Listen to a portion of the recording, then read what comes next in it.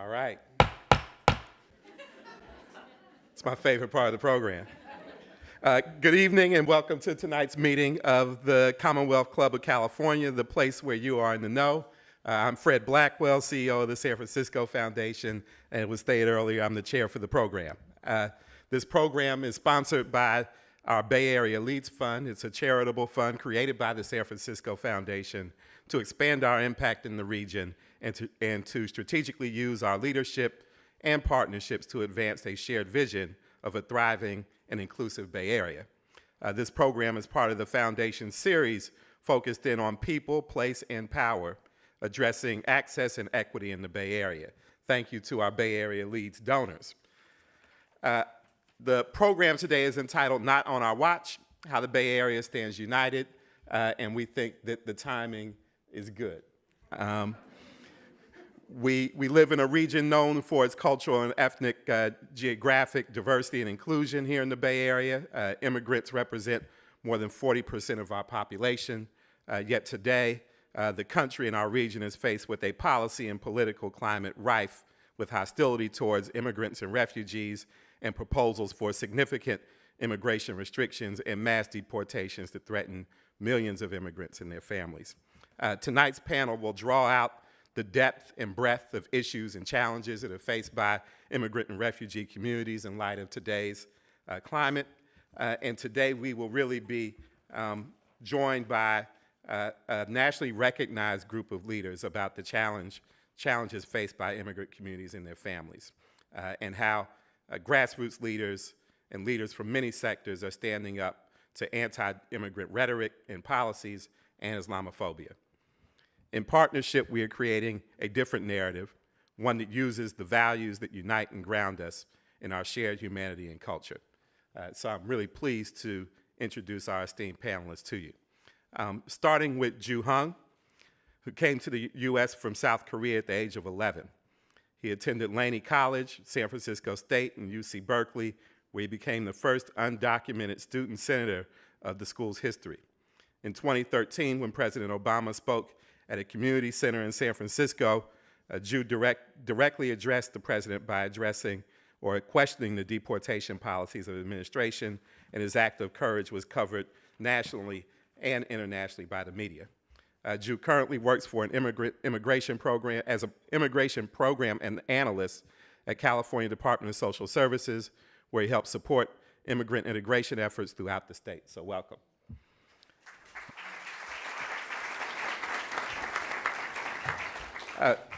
Zahra Billoo is a civil rights attorney and the executive director of San Francisco Bay Area chapter of the Council on American-Islamic Relations, or CARE.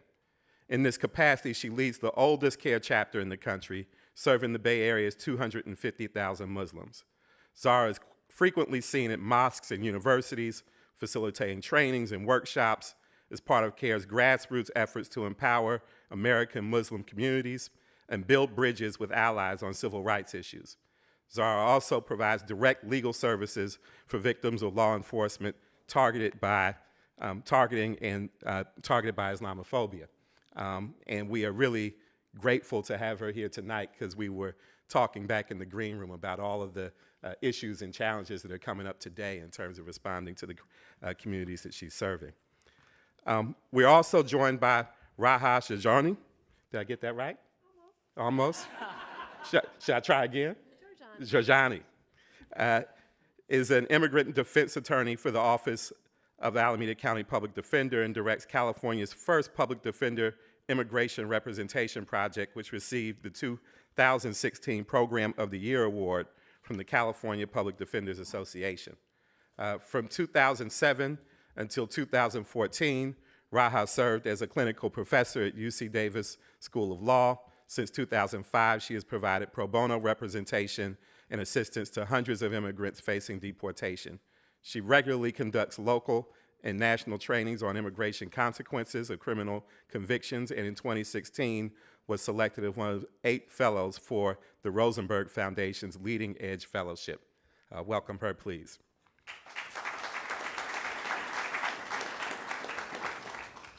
Marielena Hincapié. All right. is the executive director of the National Immigration Law Center, the largest organization directed to defending and advancing the rights of low-income immigrants in the U.S. Ms. Hincapié joined the NILC in 2000 and served as staff attorney and director of programs before becoming executive director. Prior to there, she worked for the Legal Aid Society of San Francisco's Employment Law Center, where she founded the center's Immigrant Rights Project, and she immigrated to the U.S. as a child from Colombia. Thank you. And then finally, our moderator today, Mina Kim, who has the easiest name on the panel, is KQED News Forum's anchor and Friday host of Forum. Mina started her career in public radio as an intern at KQED, becoming general assignment reporter and then health reporter for the California Report. Her work has been recognized by Radio, Television, Digital News Association, the Society of Professional Journalists, and the Asian American Journalists Association. Please join me in welcoming everybody.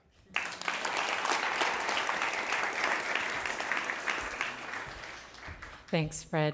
In conversations leading up to today, we kept referring to this panel as the Dream Panel because they each offer such a breadth and depth of knowledge, expertise, experiences in different aspects of immigrant rights. And so you'll be hearing all of their expertise kind of coming together like a puzzle and giving you a whole picture of what's really going on today.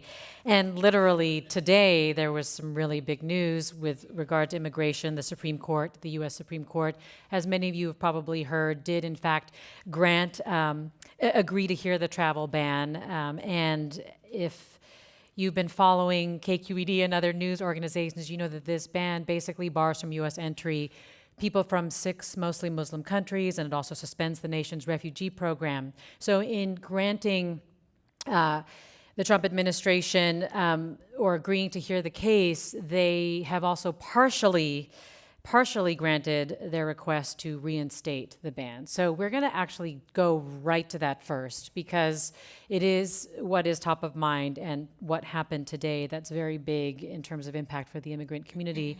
And Zahra, if I could start with you, as the head of the Bay Area chapter of the Council on American-Islamic Relations, what was the reaction to today's news? What were you hearing from people about it?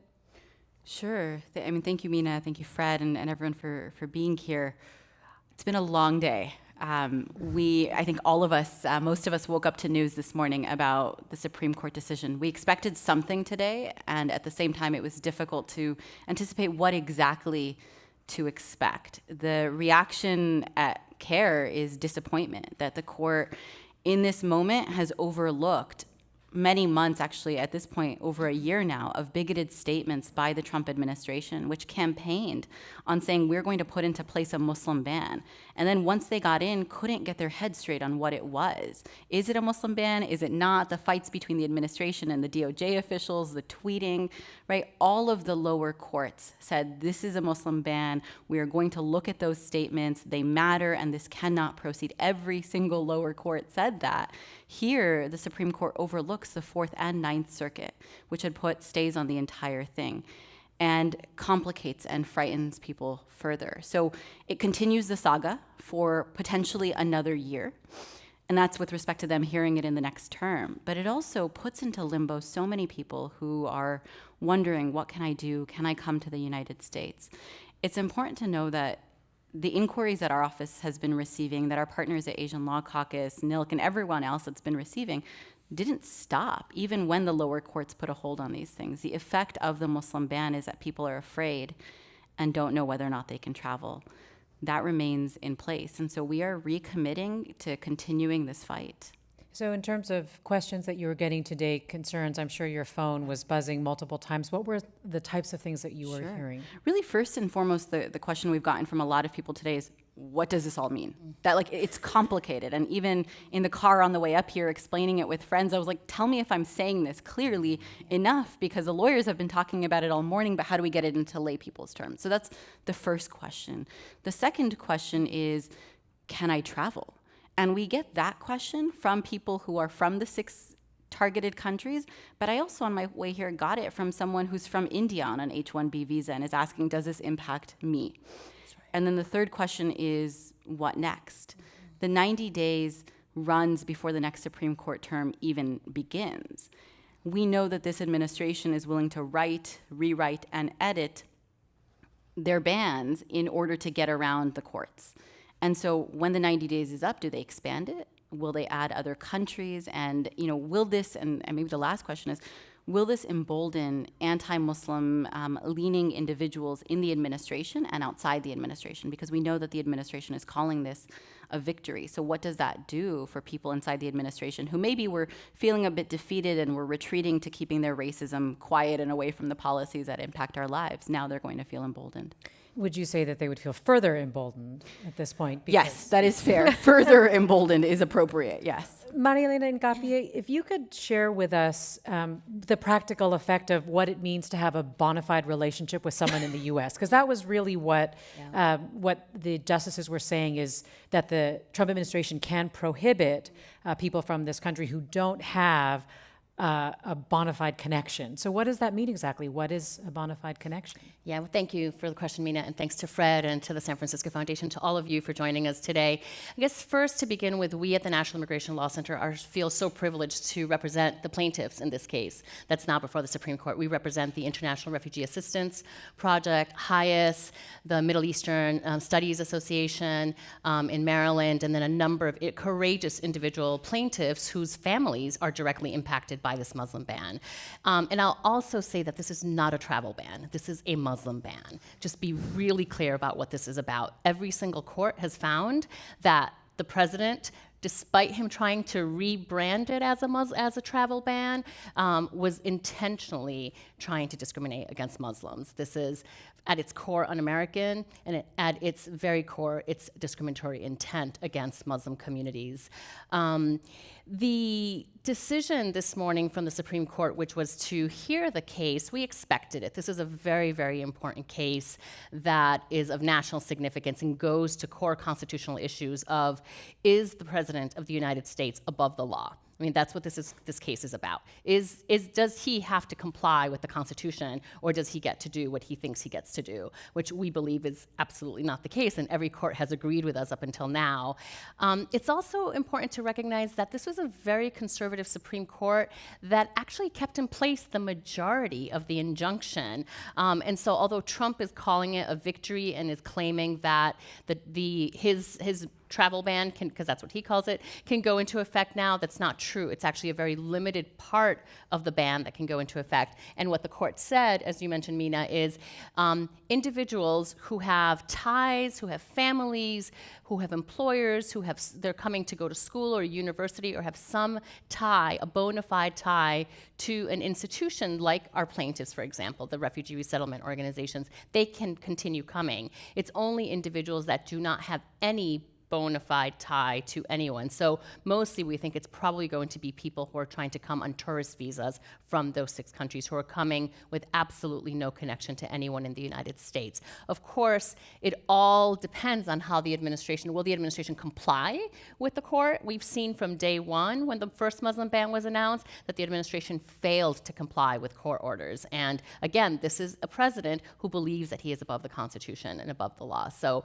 we're very vigilant. We'll be working very closely with CARE and all of our MASA partners across the country to make sure that we're watching what this administration is doing, and we'll keep fighting against this unjust and un-American law. Well, staying with you for a moment, Marielena, I wanted to ask you, we've heard a lot about increases in detentions, arrests, potentially deportations as well. Could you just give us a sense of the national picture? What are the numbers? How much have they increased? How are the way that immigrants are being detained different potentially from the Obama administration? So going back to the fact that Drew, in the introduction when Fred gave, right, talked about Drew calling President Obama out for his deportation record, right? I think here everyone in the Bay Area knows very well that President Obama deported record numbers of immigrants. So remember that, right? This administration, the big difference with the Trump administration is basically that everyone is now a priority for being detained and deported. And in fact, ICE director, the director of the Immigration Customs Enforcement, recently said, yes, if you're undocumented, you should be afraid. You should be worried that we're going to detain you, because they're aiming to detain people before they commit a crime, right? They, in the first executive order, so there's been a lot of talk about the Muslim ban, but the first executive order was actually the deportation force, and really a focus on trying to detain people, not so that they had a number of categories that included even people who have been arrested for a crime, even if you haven't been convicted of a crime, right? So this notion of innocence while proven guilty, completely out the window. And what we've seen, in fact, is over the last 5-6 months, this administration has doubled the number of people that they've detained. We have seen an increase in detention of deportation of people who are our family members, right? Our community members who are part of our society. And so I think the point that you made earlier, Zahra, about people being afraid to travel, we're seeing that across the board, right? Even people with permanent residency, with green cards, people who have been in the United States 5, 10, 20 years. The level of fear in our communities is very real. What is currently happening in the United States is, for immigrants and refugees, what we feel is this is about our safety and about our survival, right? Because people are afraid of, you will either be deported and exiled from this country, you will either be put in jail, or you will be killed, especially because of the hate crimes that are increasing in our communities. And so who is feeling the brunt of the detention efforts, right? And how much has it increased? So I would say that everyone is feeling the brunt of the detention. So there and isn't any deportation. particular community that you're saying Well, I would say so. as being targeted? Yeah, so specifically by the undocumented immigrants, I would say undocumented immigrants of color in particular, Muslim communities in particular. But I would also say that we've seen DACA recipients, so these are young immigrants with deferred action for childhood arrivals, which in theory are protected. One of the lawsuits that we have filed against the administration is representing the first known documented individual who was deported from Southern California. This is Juan Manuel Montes, who was here lawfully, had authorization to live in the United States, to work in the United States, and he was targeted for walking while brown by the Border Patrol in Southern California, and within 3 hours was deported to Mexico without even knowing why. And the first lawsuit that we filed was simply a Freedom of Information Act case to find out why? How is it possible that a young man, simply because he's brown, simply because he didn't have his wallet on him to prove that he was here lawfully, could be deported? If he could be disappeared, any of us could be disappeared. Well, when you hear that, Ju Hong, as somebody who is a DACA recipient, the program that allows people who came to the U.S. illegally as children to work and to, basically get temporary relief from deportation, what's it like to now hear that what you've been granted feels, very unclear, very unstable? Yeah. Well, first of all, I want to say thank you all so much for coming. Thank you, Fred, for the kind introduction. Fred forgot to mention that I'm also single, trilingual, and ready to mingle. My credit card score is 750. I can dance bachata floor. They call it Okay, suave. that is definitely a first, I have to say, for a Commonwealth Club panel. I've been single for over 8 years, and as you can see, my relationship is like immigration reform. It takes a long time and hard work to get there. And so I don't know which one will come first, but I need why he was so quiet at citizenship 3 a.m. status. And so if you're a U.S. citizen, please let me know. In fact, propose me, I'll take the consideration. I like to kind of poke fun of myself to kind of ease out my nervousness, but I think there's really an undersat truth into that. I think there's, including myself, I constantly think about ways to get a paper, ways to stay in this country, and one of the limited ways to do that is to get married. And I think that there's a lot of people have done that. A lot of people are in that consideration of thinking about doing that. And it is very unfortunate to even have that mindset to get a paper through marriage. And I think that we have a problem within the problem. And so I think we really need to have comprehensive immigration reform that also address this type of issue. And currently under this administration, I was shocked when he got elected as a president, and my immediate concern was about my DACA. That I thought that he will eliminate the program, and I thought that I will not be able to work, provide myself and my family, and be out of work, and possibly at risk of deportation because my personal information is now in the federal government, and I cannot retract that. And so there's a lot of concerns and uncertainties. And so for the past couple of weeks after he got elected, I was hyper vigilant. I was very cautious about what I was doing, how I was communicating, who I was communicating with. I was 24/7 alert. And because of that, I was really overwhelmed and stressed and exhausted. And I lost a couple of pounds, and I was just emotionally and mentally drained. And those are the things that my family are going through at this moment. And when Trump administration got elected, I have to go visit my family and talk to my mom about know your rights, provide hotline, and provide immigration attorney numbers. And it was heartbroken because I think normal family, what I assume they talk about in the dinner table is about your school, your future, maybe what you're planning to do over the weekend. But for us, we have to talk about how to avoid facing deportation and what if there's certain case, a scenario, if worst case scenario happens, how I need to prepare. So you were translating this for your mom and sister, essentially, or for your mom. What were their reactions? They were scared. They were nervous, and they were just telling me not to say anything, stay quiet. Maybe that way we'll be in safe place. But You've clearly listened. No.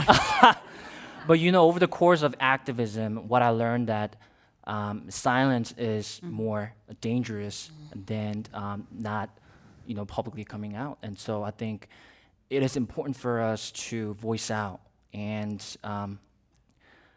really shake up the system and let our voice heard. And before I go to Raha, I just want to ask you, Ju, what it was like when you did become a DACA recipient. How did it change your life? It changed my life dramatically. Before DACA, I couldn't work. I didn't have a driver's license, and I just living in this limbo. Even though I graduated with a degree in political science, and I couldn't use my degree. But after I got my DACA, I was able to work, financially support myself and my family. I was able to get health care through my workplace. And I was able to travel without worrying about, at risk of facing deportation, and give me a lot of at ease. And most importantly, through DACA, I was able to go back to South Korea for the first time in over 13 years to reunite with my grandmother and my relatives, and it was a transformative experience.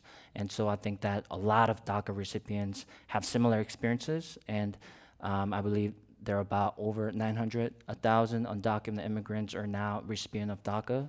And I think that we need to not only continue to protect DACA, but also support other undocumented immigrants who are now protected from deportation. And DACA is a temporary, and so I think that we need to find permanent and long-term thinking and strategy. And you were able to see your grandmother about 6 months before she passed away, right? Yeah. Yeah. Raha, Jorjani, is the Alameda County Sheriff participating with, cooperating with the Department of Homeland Security? Unfortunately, the Alameda County Sheriff's Office is cooperating with Immigration and Customs Enforcement. The system right now is that ICE will send a request to the Sheriff's Office, basically asking that they be notified every time a person who is of interest to them, a person who is either undocumented or has some status that they believe is in legal jeopardy, every time a person like that is being released from criminal custody. So that could be because you've been convicted of an offense and served your time, or it could be because the charges against you have been dismissed and now you're being released from criminal custody because the charges against you have been dismissed. It can be because you've posted bail or been released on your own recognizance by a criminal court judge. And at all of those moments that you're being released from criminal custody, right now, the sheriff's office will call Immigration and Customs Enforcement and let them know the date, time, and place of every single release. And what we've been seeing is that Immigration and Customs Enforcement has been arriving at Santa Rita County Jail and the other local county facilities to assume custody of an individual. So it can be sometimes misleading when you hear the sheriff's office talk, because they'll say that they're not holding people, right? We're no longer holding people for ICE. Well, the policy used to be that they could hold people for up to 48 hours for ICE to come and assume custody of a particular individual. Well, now they're not holding anyone, presumably beyond the time that they would otherwise be released, but they're making the call and they're saying, hey, we're going to release this person in a couple of hours. And so that's when ICE is actually showing up. And I wanted to just piggyback. Marielena talked about the enforcement priorities, right? The new executive order, one of the executive orders that was signed on January 25th, essentially made it so that, unlike with the previous administration that focused on certain types of convictions that would make you an enforcement priority, right now under the current administration, anyone who has had essentially any contact with the criminal justice system, and folks who haven't, but anyone who's even been charged with a crime, regardless of what happens to those charges, regardless of whether those charges are dismissed or acquitted, becomes an enforcement priority. And we just got a call in my office an hour before I came here today letting us know that the younger brother of somebody who is already a client, was charged with an offense. Those charges were dismissed, but that person is being transferred to ICE custody tonight. So now we're talking about a mother who's had 2 sons, or will have 2 sons, impacted by the immigration system. And Raha, you are the director of the Immigration Representation Unit at the Public Defender's Office. Can you tell us what that unit specifically does? And I know also that you've been partnering with community-based organizations as well. So what are some of the ways that you're trying to help these vulnerable populations? Yes, and let me explain, because what's an immigration attorney doing at a public defender's office anyway? So we know that traditionally public defenders provide only criminal representation, or representation in criminal proceedings, I should say. And we've had an immigration attorney on staff since about 2009, making sure that our criminal defense attorneys properly advise non-citizens going through the criminal justice system, so that they don't make decisions, or that they make informed decisions about whether or not to take a case to trial or disposition a case in a certain way. Well, what we were watching over and over and over again is our same clients who couldn't afford an attorney in criminal proceedings then be picked up and placed into deportation proceedings. The same clients who come from low-income and indigent communities. I've been doing this work for about 12 years now, and I can tell you that 99% of my clients are people of color, are immigrants of color. So we're talking about specific immigrant communities that have been under attack for several years now. These folks were being picked up and ending up in deportation proceedings where they didn't get the right to an attorney if they couldn't afford one. And the Public Defender's Office, modeling its program after a wonderful program that began in New York that would embed immigration attorneys in public defender offices, our public defender essentially decided that he could no longer, this is Brendan Woods, the public defender of Alameda County, could no longer stand by and watch his same clients essentially be targeted by one legal system and then have to defend themselves against a second, sometimes more vicious legal system on their own. So under our current program, we advise public defenders so that they can advise their clients about immigration consequences, but then many of those individuals, an increasing amount actually, we're expanding our program right now, but increasingly we're able to provide immigration representation under the public defender umbrella. So our clients have access to holistic defense. Essentially, we're committed to this idea that we need to be there for our clients and address their unique needs and individualized needs. And for people who are not citizens of the United States, the unique and individualized needs include deportation defense, and we're going to do that as much as possible. And are you seeing an uptick in terms of the people that are being picked up, in terms of ICE, people who are coming into your office, increase in ICE rates in the Bay Area specifically? In the Bay Area specifically, so there was a couple of months after the inauguration where things were a little bit quiet. And my sense of it was that there was a lot of confusion about how to even enforce the enforcement priority, since they seem to make so many people, almost everyone, an enforcement priority. So from January to about March, it was a little bit quiet. In April, we saw the numbers rise. In May, we saw them almost double. And at this point in June, we are getting daily calls from family members, from loved ones, letting us know that people are being apprehended by Immigration and Customs Enforcement and are in desperate need of essentially pro bono representation. Well, Marielena, this is a question from the audience for you. What will NILC, the National Immigrant Law Center, be doing to monitor the administration's compliance with the order to allow admission of Muslims who do not have bona fide ties to the U.S.? So what we're doing is we're working with all of our plaintiffs and with CARE and many, many Muslim organizations across the country and refugee serving organizations to both get from the ground what people are hearing. We have monitors at the airports across the country, as folks know, that first weekend, the chaos that ensued, but also the beautiful organizing that happened at airports, including right here at SFO, where that's what we're monitoring, right? Really trying to hear from people on the ground about what's happening. The way that the refugee resettlement program works is that people have been in the works, and so in process, and so all of the refugee resettlement organizations have that contact information already.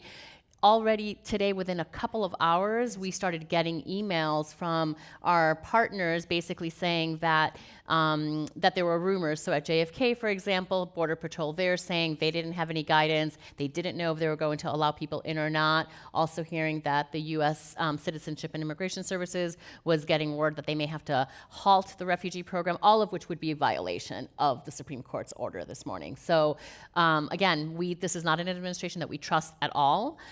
We don't trust them to comply with the court hearings, and if it requires additional and separate litigation, we will sue. I mean, we're prepared to sue and sue and sue because the courts are really serving as a very important check and balance, right?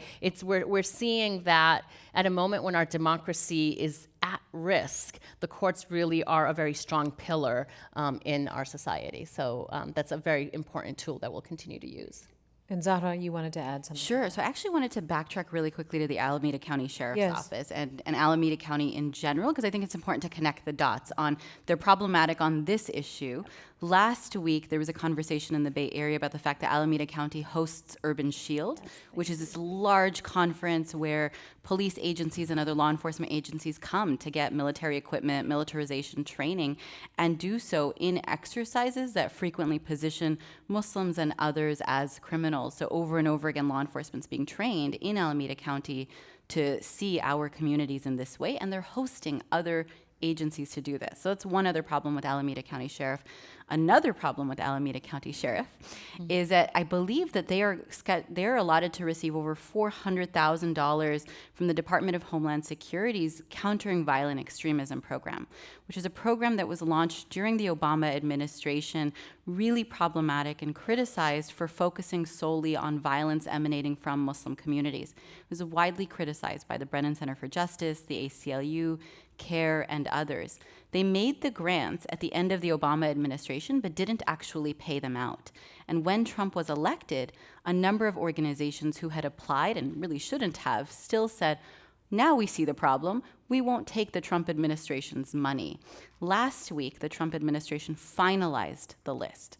Alameda County Sheriff's Office is going to receive something in the range of $400,000 to $500,000 to target our communities, to counter violent extremism in Muslim communities. And so I wanted to raise that just so that we can see that where there is one type of problem coming from a law enforcement or other city, county agency, it's usually also that they're problematic on other issues too. Well, just in terms of how the community is faring, one of the things that we are hearing about most recently was the death of a young teenage girl in Virginia, right, who was, they're saying right now among Virginia authorities that they believe that it was an act of road rage of some kind, but they're also investigating it for a hate crime. They haven't determined that in fact, was not what happened.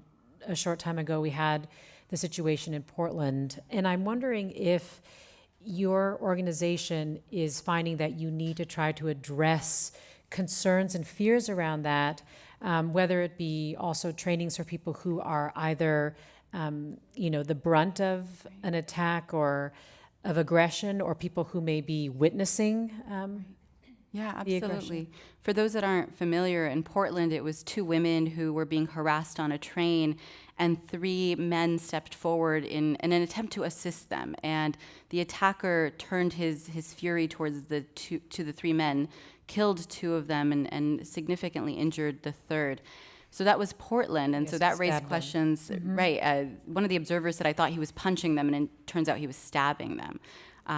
That raised questions about bystanders, right? Is what can all of us do? If I see someone who is a target of an LGBT hate crime, if I see someone who is a target of an anti-Black hate crime, what can I do, and what's a way to engage and protect people? So that raised that. And then the story out of Virginia is a 17-year-old girl who is with her friends after late night prayers at a mosque. They're walking back from a restaurant, and they are attacked. And this girl is beaten, assaulted, killed, and then disappeared, and her body is found less than 24 hours later. Authorities are calling it road rage, and I, as a civil rights lawyer, have a hard time believing anything that law enforcement says. So there is a parallel investigation that is running. That's not to say that it's malicious. It's to say we're going to do our own investigation and figure out what's going on. As you can imagine, many women in the community, particularly those who are visibly Muslim, are very worried. So it raises the question of self-defense classes. And I know there was one offered in Berkeley recently. There are a lot of conversations at local mosques about how do we protect ourselves? And that's never to say that this girl could have protected herself. That was her fate. But people want that knowledge so that they can feel empowered and connected. But there's something else that comes out of this, is parallel to the conversation that came from Pulse, right? The Pulse nightclub shooting in Orlando, which was that the right wing came out and said, this is about, how Muslims hate the LGBT community. And the LGBT community really demonstrated leadership in that moment, and in a way that I think one wouldn't even reasonably expect of a grieving community. And it was to say, we will not let the right wing use this tragedy to divide our communities. And so Muslims have had the opportunity to say that after Virginia, because it's come out that the person, her assailant, her murderer, was allegedly undocumented. And so the right wing has said, well, see, this is why we need to deport everyone. And it's on the Muslim community, and I think on others there and everywhere, to say no. We are not going to hold the entire community or all groups of individuals accountable for the crimes of one person. And actually, this question from an audience member, can you talk about opportunities for movement and solidarity building in this moment, particularly with Black Americans and Black immigrants? And actually, Ju Hong, do you want to just start by talking about opportunities that may exist for solidarity? I know right now, dreamers are, shifting their focus as well. I don't know if there's any solace that you take from the recent comments by President Trump that he is not going to target DACA recipients, but you are looking at also trying to, work with other immigrant groups, also try to help protect parents of childhood arrivals and things like that. So, can you address this audience member's question? Yeah, I think that. Ironically, Trump, when Trump administration got elected, really unite different sector of the communities and brought us together and standing in front and being in solidarity around Black Lives Matter, immigrant rights, LGBTQ rights, and addressing income inequality. And folks are coming together and really realizing that this is really intersectionality, and issues are coming, intersecting together. And I see a lot of undocumented folks are, being in solidarity in Black Lives Matter and vice versa.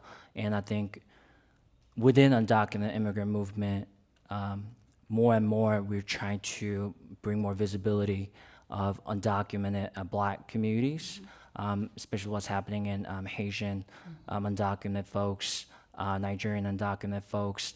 I think that there's a lot of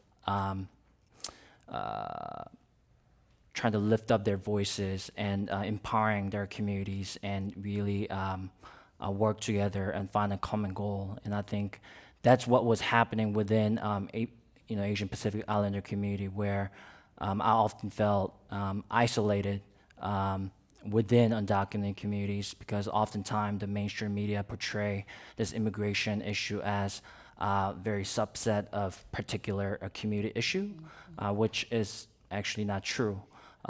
We have about 11.5 million undocumented immigrants in this country, and among them, 1.5 million undocumented immigrants are coming from Asia.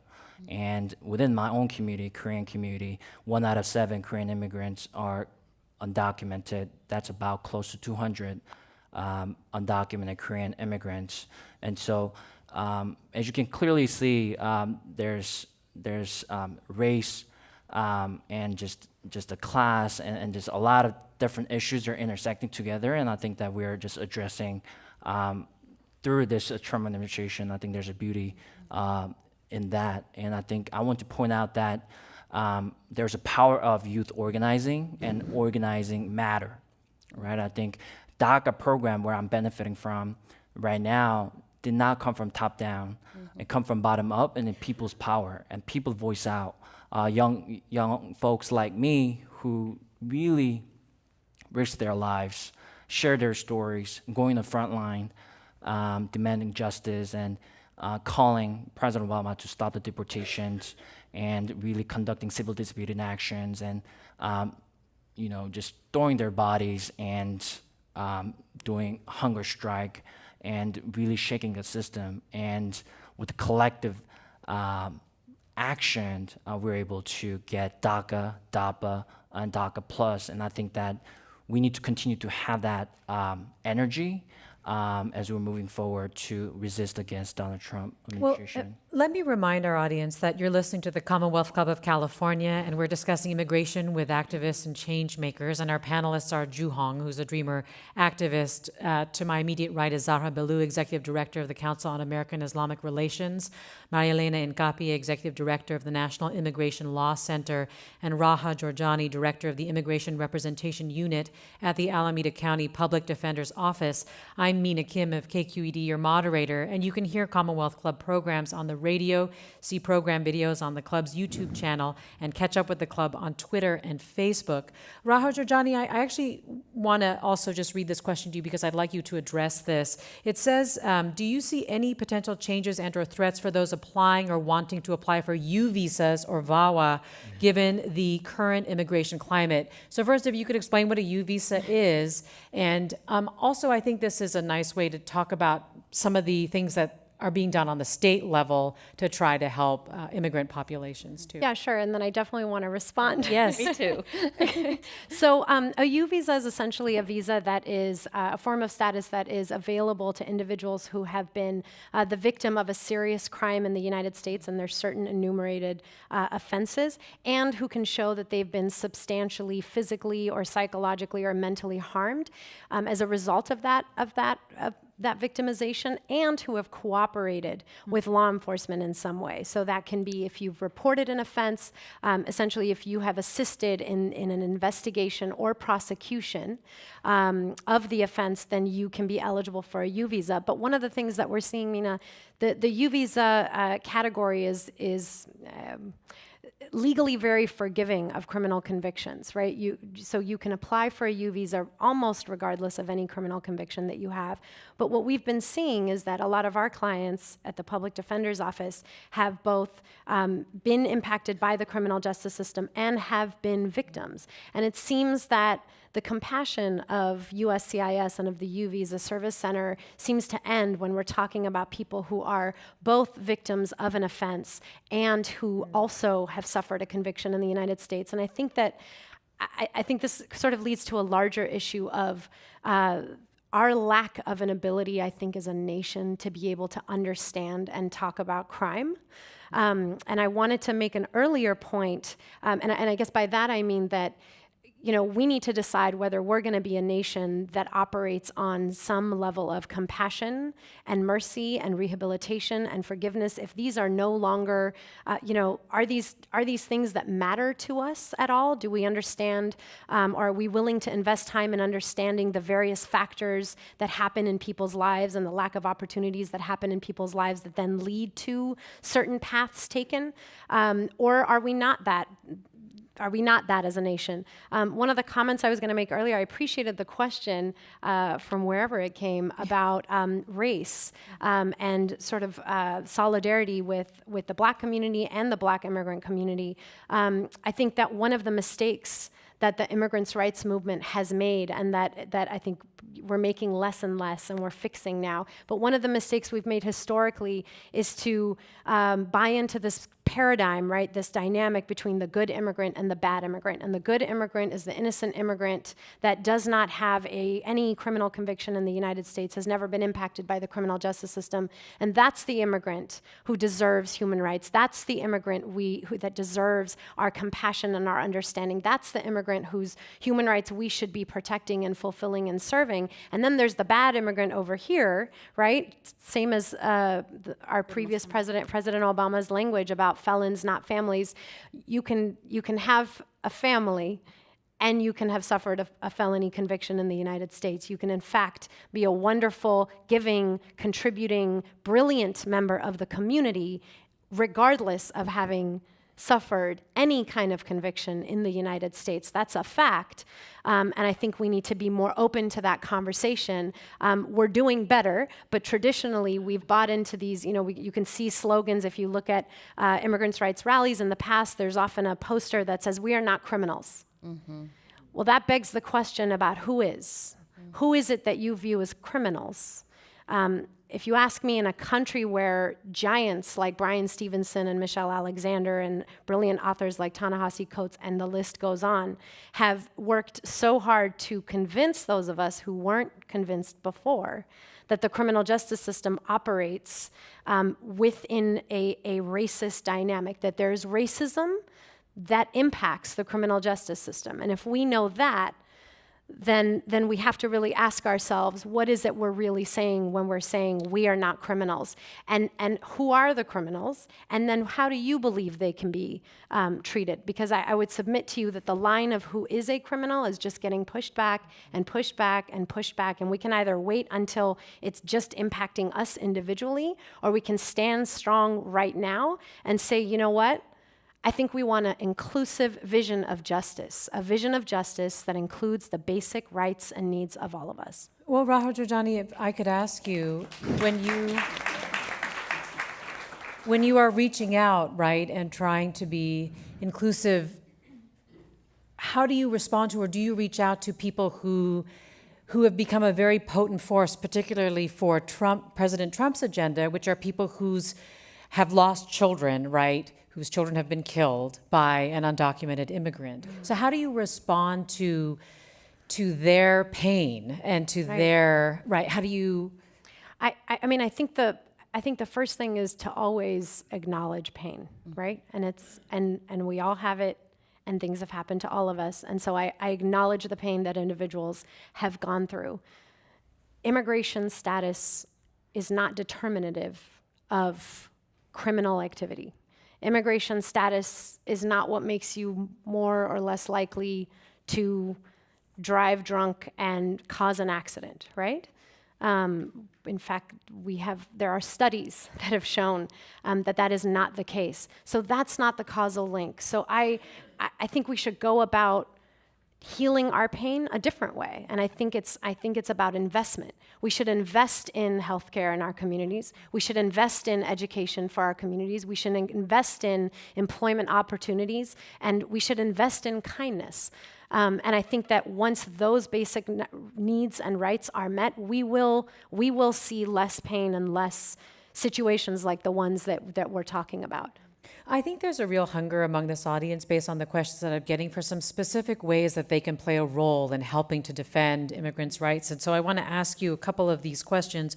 One is, what strategies can bystanders take to support any local acts against immigrants? You touched on this, Zahra, but could you give a couple of specific things that you say to people who ask this question? Sure, and I am by no means a bystander, like intervention training. Yeah, there's expert, actual right? experts who do There are trainings. trainings that do that, and we're hoping to work at CARE to bring some to the Bay Area to make sure that people feel equipped.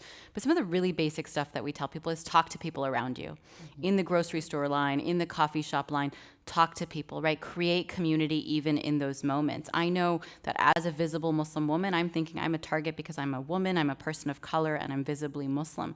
When someone strikes up a friendly conversation, not one that asks me like, what's under that towel, but one that says, how's your day going? That will make me feel safer. Now, specifically where people see an incident, let's say on BART, if I see someone that is being harassed, the advice that we have seen, received, and agreed with is go to the person who is being targeted and start a conversation with that person. Do not engage the attacker, right? That does a few things. One, it keeps you safe. It helps the person that's being targeted feel like they're not alone, and hopefully it de-escalates the situation. But we are strongly advising against any engagement with attackers. Instead, be in solidarity with the undocumented person, the LGBT person, the Black person, or whoever is being targeted by sitting with them, starting a conversation with them. And if you're not able to do that for some reason or another, consider recording.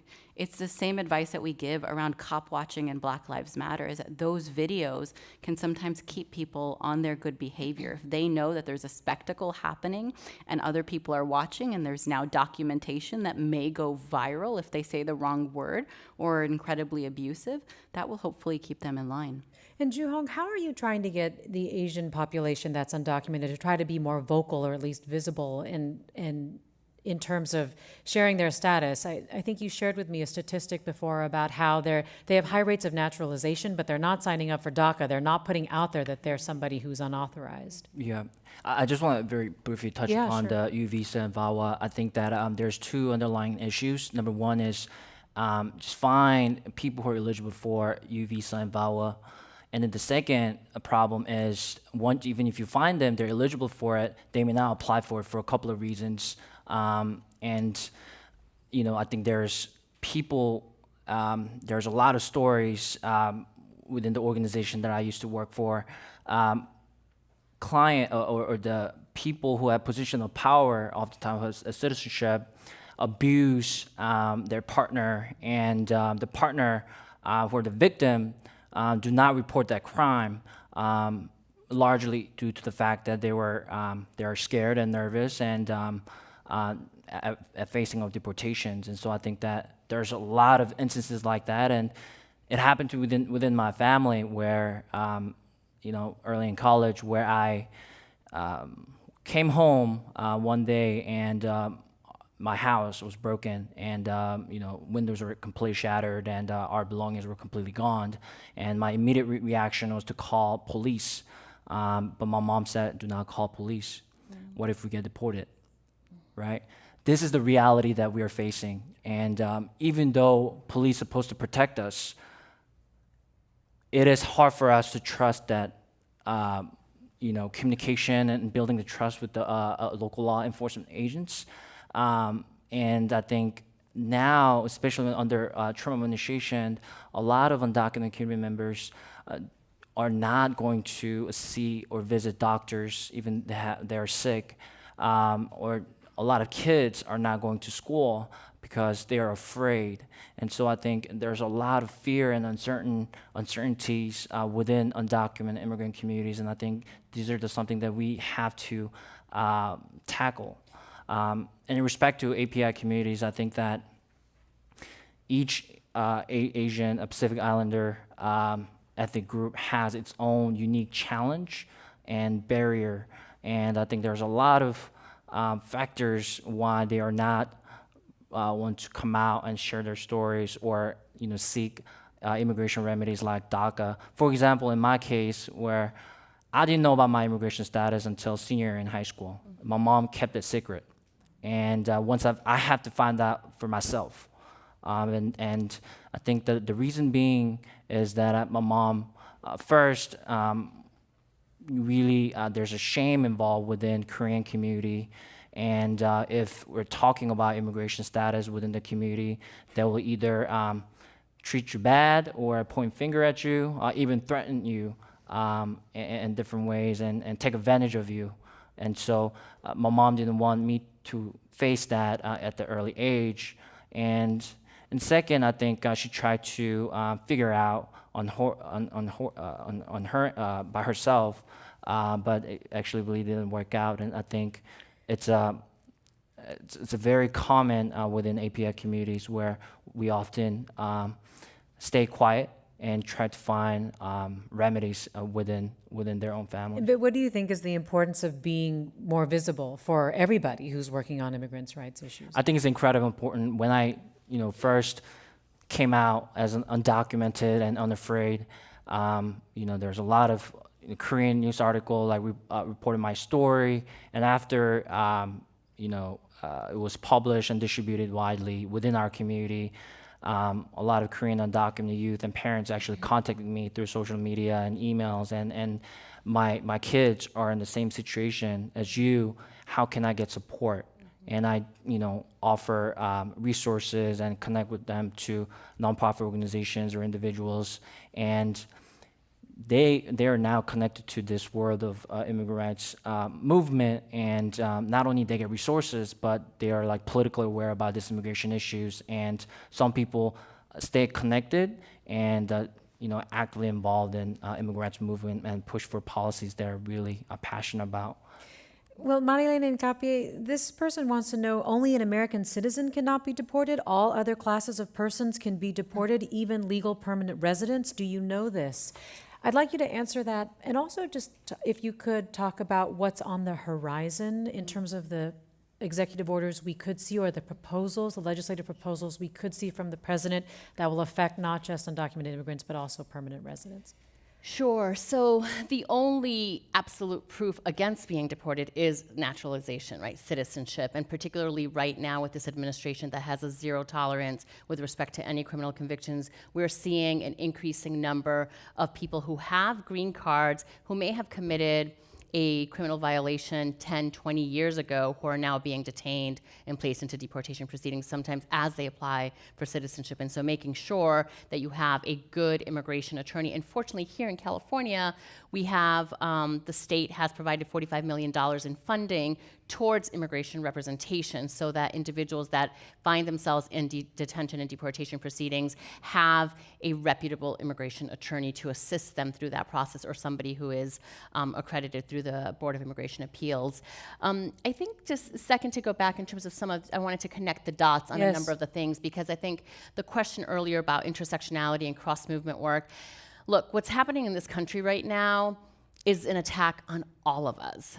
If we continue to work only for our communities, if I only focused on the Latino community, or if I only focused on women, we would be losing this fight, because it is really all about this is a struggle over the identity of our nation. It's about the soul of our nation. It's about who is worthy, going back to this, who's worthy of being an American, whose body is respected or not, who is worthy of earning a living wage, who is worthy of getting health care. Right now, and going back to the question about what people can do, you absolutely need to make phone calls to your senators. Right now, the Senate is considering a massive repeal of the Affordable Care Act, which includes, this is not being talked about in the press right now, includes denying access to health care to many immigrants, including people with U visas, for example, right? If you are lawfully present in the United States and under the Affordable Care Act, you currently have access to health care, that is not going to be the case under the Senate bill.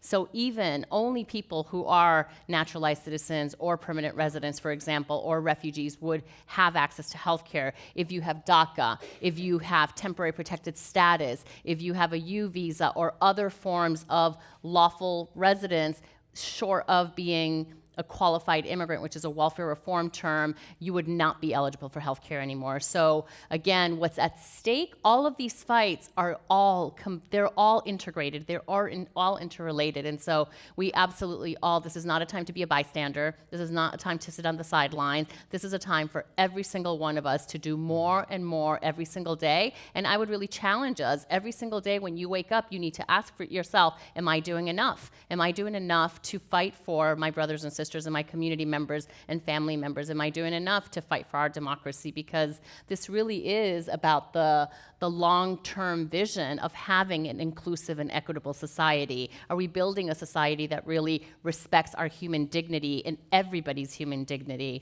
And I think that some of the challenges that we're going to be facing, we're only in month 5, 6 of this administration. We have 3.5 years to go, people. And I say that as someone who is fighting this every single day. And some days I wake up really exhausted, but then I'm also really encouraged and inspired by fearless immigrants like Ju, right? And it's that fearlessness that we all have to tap into, because this administration is trying to completely paralyze us by instilling fear and chilling people. And one of the ways they've done that, as an example, is the proposed executive order around immigrant access to health care and public benefits and nutrition assistance. This is a draft executive order that was leaked back at the end of January, and it hasn't been finalized yet, but the chilling effect has happened already. And the president alluded to it in a Yes. speech, so there's some concern that it is Yes. coming back now, and this specifically right. would bar immigrants from accessing, essentially welfare services for 5 years. It actually would it would be a radical shift of current law over the last 100 years. It is not just about welfare for 5 years. It would, right now, the way that the draft executive order would be drafted is any federal, state, or local benefit, whether that is a school lunch, whether that is nutrition assistance, whether it's a student loan, we don't know. The definition seems to be absolutely so broad and would result potentially in the deportation of anyone who does receive that benefit, even when they're applying for their green card status. So what this is really all about is this administration has a blueprint. They are trying to change what we look like as a country. Let me just be really clear. This is about, remember who is advising the president? This is white nationalists who are the senior advisors to this president. This is about changing the face of America. This is about changing who can be an immigrant in the future, who can come in the future. It's about changing who gets deported now and who can come in the future. And so the stakes are really high, which is why we all have to be so well informed in making sure that we're standing up against everything this administration. Well, this panel was described as, in part, how the Bay Area is fighting back and how we are the hope. So Raha, Jorjani, bring the hope. So tell us how, we are fighting back, specifically in the Bay Area, but also just highlight a couple of key ways the state is also doing that. Well, so when I get really overwhelmed, one of the few things that brings me some solace is the fact that I really do think that there's so much more we could be doing on a local level. There's so many ways that California is leading the fight for the nation, and should be an example for the rest of the nation, and so many things that we can get behind. But I want to add to Marielena's list of places to call, call your senators, but also talk to your local prosecutors. Ask questions of your local judges. If you care about immigrants' rights, pay attention to what's happening in this nation's criminal justice system. Pay attention to whether prosecutors are meeting their constitutional obligations to disclose evidence that is exculpatory. We need to pay attention to all of these local systems, because it's these local systems that are feeding into these bigger systems. But in terms of hope, so there's so many bills that have actually passed, essentially in the absence of some federal protection. California wants to be a leader in state protection for immigrants against deportation. So we've had bills that have reduced the maximum sentence for a misdemeanor from 365 days to 364 days, which directly impacts one of the categories of people that can be deported for certain convictions. We've had legislation in the form of the Trust Act and the Truth Act, the Trust Act first, and now most recently the Truth Act has provided us with greater transparency. These are small steps, but it's something. It's greater transparency in terms of knowing when the sheriff's office, for example, in Alameda County, is calling ICE to report somebody. We've had bills like AB3 and SB6 that are still making their way in the California legislature that would provide additional state funding for removal defense, that would help train greater numbers of public defenders who need to represent non-citizens in criminal proceedings. And what happens in those criminal proceedings is going to dictate whether or not these folks are eligible for relief or are going to be deported or not. So there is a lot of work happening on the local level. And then our office has been thrilled to see that other county public defender offices since our program have also brought on immigration specialists and immigration attorneys. Sonoma County Public Defender's Office, Santa Clara, Contra Costa, San Francisco. So there is a lot of hope on the ground level, but we need to make calls and pay attention. And also San Francisco is fighting the potential threats to sanctuary city or federal funding for sanctuary cities. Zahra, Billoo, you've talked about, first, what gives you hope? But second, you've talked about being concerned about burnout. And Marielena was mentioning that we are only a few months into the administration. So what gives you hope and how do you rejuvenate for the long fight? So I told my friends that came up with me that we're having ice cream afterwards. So that's how I rejuvenate.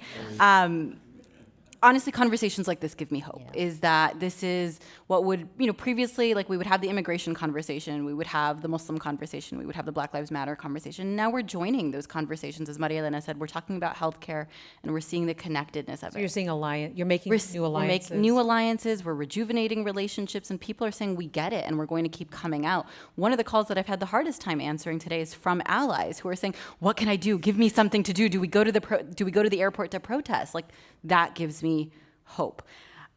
I'm in it for the long haul, and I think everyone else is. For sure, like self-care, therapy, good relationships with friends and family are important to rejuvenate.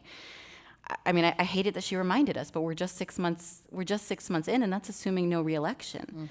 It's also the case that whether or not there is a re-election, the long-term fallout of this administration, right? Even if we get a Democrat or an independent, a Green Party person in next, the long-term fallout is going to be hard. But it's the resistance on the ground, it's the legislation, it's these intersectional conversations, it's allies, funders, community members, and others who are saying, what can we do? That makes me think that this is, in fact, a critical moment, not because of all of the negative, but because of the unity that's being built. Marielena, Hincapié, do you think that all the efforts that right now are being focused on targeting immigrants, the travel ban, the other actions that's happening, do you think this will be the nation's 187, meaning when California tried to pass Proposition 187, the Republicans paid a very big political price here in the state of California. Do you think that price will be paid nationally? Absolutely. And that's what I was going to say gives me hope, is every single one of you. The fact that you are here on a Monday night, the fact that you are taking time to inform yourself, to take action.